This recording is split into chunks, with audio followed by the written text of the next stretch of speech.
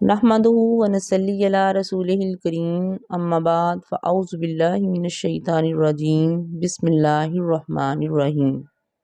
سیدنا معاذ رحمۃ اللہ بن عبداللہ بن خبیب رضی اللہ تعالیٰ عنہ اپنے والد سے روایت کرتے ہیں کہ ہم ایک بارش والی اور سخت اندھیری رات میں نکلے جب کہ ہم رسول اللہ صلی اللہ علیہ وآلہ وسلم کو ڈھونڈ رہے تھے تاکہ وہ ہمیں نماز پڑھائیں۔ چنانچہ ہم نے آپ صلی اللہ علیہ وآلہ وسلم کو پا لیا تو آپ صلی اللہ علیہ وسلم نے فرمایا کہو، تو میں کچھ نہ بولا۔ آپ صلی اللہ علیہ وآلہ وسلم نے پھر فرمایا کہو، تو میں کچھ نہ بولا۔ آپ صلی اللہ علیہ وآلہ وسلم نے پھر فرمایا کہو، تو میں نے عرض کیا اے اللہ کے رسول صلی اللہ علیہ وآلہ وسلم میں کیا کہوں؟ آپ صلی اللہ علیہ وآلہ وسلم نے فرمایا کہو قل هو اللہ احد اللہ الصمد لم یلد ولم یولد ولم یکن لہ کفوا احد۔ کہہ دیجئے کہ وہ اللہ ایک ہے، اللہ بے نیاز ہے، نہ اس سے کوئی پیدا ہوا نہ ہی وہ کسی سے پیدا ہوا، اور نہ ہی کوئی اس کا ہمسر ہے۔ اور معوذتین یعنی قل اعوذ برب الفلق من شر ما خلق ومن شر غاسق اذا وقب ومن شر النفاثات فی العقد ومن شر حاسد اذا حسد۔ کہہ دیجئے میں صبح کے رب کی پناہ چاہتا ہوں ہر اس چیز کے شر سے جو اس نے پیدا کی، اور اندھیری رات کی تاریکی کے شر سے جب وہ پھیل جائے، اور گروہوں میں پھونکنے والیوں کے شر سے، اور حسد کرنے والے کے شر سے جب وہ حسد کرے۔ اور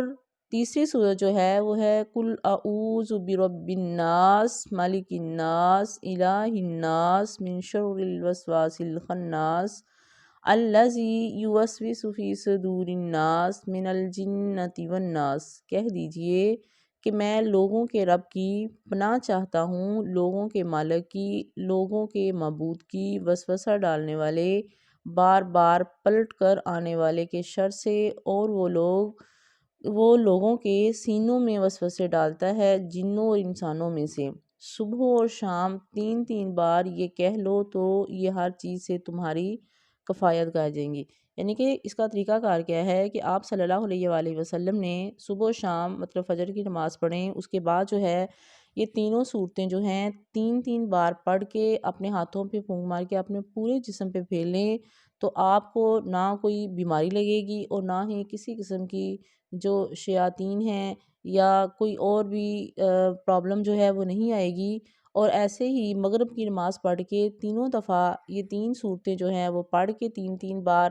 پھر اپنے ہاتھوں پہ پھونک مار کے اپنے پورے جسم پہ پھیر لیں، تو آپ ہر طرح کی مصیبت سے، ہر طرح کی اپنا بیماریوں سے محفوظ رہیں گے۔ کیونکہ جس چیز کی گارنٹی آپ صلی اللہ علیہ وآلہ وسلم دیتے ہیں تو اس میں تو کوئی ابہام اور شک نہیں ہونا چاہیے، کیونکہ آپ صلی اللہ علیہ وآلہ وسلم نے ہمیں بیماریوں سے، اپنا ہر طرح کی برائیوں سے بچنے کا یہ طریقہ بتایا ہوا ہے۔ لیکن افسوس یہ ہے کہ ہم ان طریقوں کو چھوڑ دیتے ہیں اور جو فضول قسم کی من گھڑ دعائیں ہیں وہ پڑھنے لگ جاتی ہیں، تو یہ کوئی اچھی بات نہیں ہے۔ ہمیں بالکل ویسے ہی کرنا چاہیے جیسے آپ صلی اللہ علیہ وآلہ وسلم نے فرمایا ہے۔ ایک اور حدیث میں ہے کہ سیدنا ابو عیاش رضی اللہ تعالیٰ عنہ روایت کرتے ہیں کہ رسول اللہ صلی اللہ علیہ وآلہ وسلم نے فرمایا جو شخص صبح کے وقت یہ کہہ لے لا الہ الا اللہ وحدہ لا شریک لہ لہ الملک ولہ الحمد وہو علی کل شیء قدیر،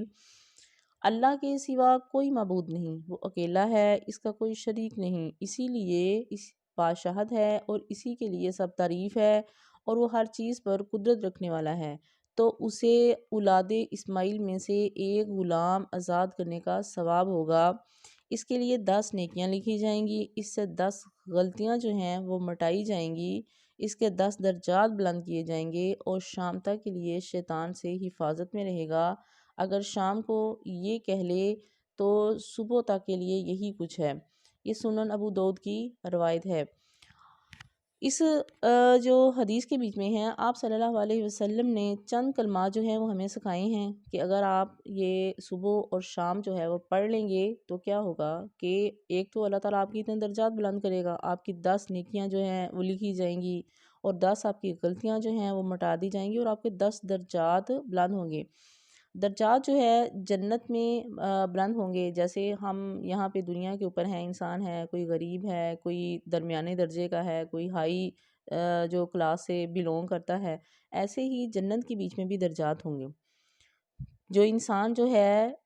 سمجھیں کہ پہلے والی منزل پہ ہے، تو اس کے جب درجے بلند ہوں گے تو وہ دوسری تک پہنچ جائے گا، تو اس حساب سے جو ہے وہ درجات بلند ہو جائیں گے۔ دیکھیے یہ کتنی خوبصورت دعا ہے، جس کے بیچ میں اس دنیا کے بیچ میں بھی اللہ تعالیٰ حفاظت کا جو ہے وہ ذمہ لے لیتا ہے، اور پھر اسے ایک حضرت اولاد اسماعیل میں سے ایک غلام آزاد کرنے کا ثواب ملتا ہے۔ آپ خود اندازہ کیجئے کہ ایک غلام جو ہے وہ آزاد کرنا کتنی مطلب رقم جو ہے وہ ادا کرنے کے بعد جو ہے وہ غلام آزاد کرنا پڑتا تھا۔ اگر وہ پرانے دور کا حساب آج کے دور سے حساب لائیں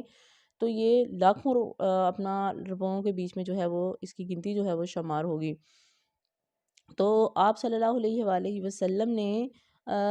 جو ہے مومنین جو ہے وہ فائدے کے بیچ میں ہی ہیں۔ ایک تو وہ یہ دعائیں پڑھتے ہیں، وہ دنیاوی جو ہے مصیبتوں سے نجات ڈال لیتے ہیں،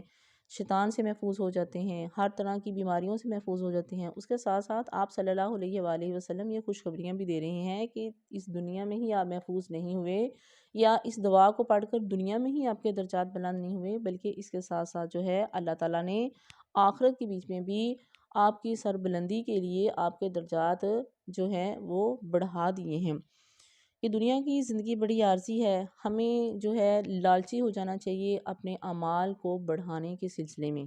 ٹھیک ہے؟ آپ صلی اللہ علیہ وسلم نے تو ویسے لالچی انسان کو پسند نہیں کیا، لیکن جہاں آخرت کی بات آئے، جہاں نیکیوں کی بات آئے، اور وہاں جو ہے ہمیں کوشش کرنی چاہیے کہ ہم انتہائی جو ہے وہ لالچ کا مظاہرہ کریں، اور جہاں برائیوں کی بات آ جائے تو وہاں ہم کنجوسی کا مظاہرہ کریں کہ برائیاں جو ہیں وہ کم سے کم کریں۔ تو ہمیں اپنی زندگیوں کے بیچ میں ایک تبدیلی لے کے آنا چاہیے، اپنی صبح اور شاموں کو اس طرح مزین کرنا چاہیے جیسے کہ آپ صلی اللہ علیہ وآلہ وسلم نے صبح اور شام جو ہے وہ گزارنے کا طریقہ بتایا ہے، تاکہ ہماری دنیا کے ساتھ ساتھ ہماری آخرت بھی جو ہے وہ کامیابی کی طرف جو ہے وہ گامزن ہو جائے۔ اللہ رب العزت سے دعا ہے کہ اللہ تعالیٰ جو ہے ہم سب کو زیادہ سے زیادہ اپنی آخرت اور اپنی دنیا جو ہے وہ بہتر بنانے کی توفیق عطا فرمائے۔ وما علینا الا البلاغ المبین۔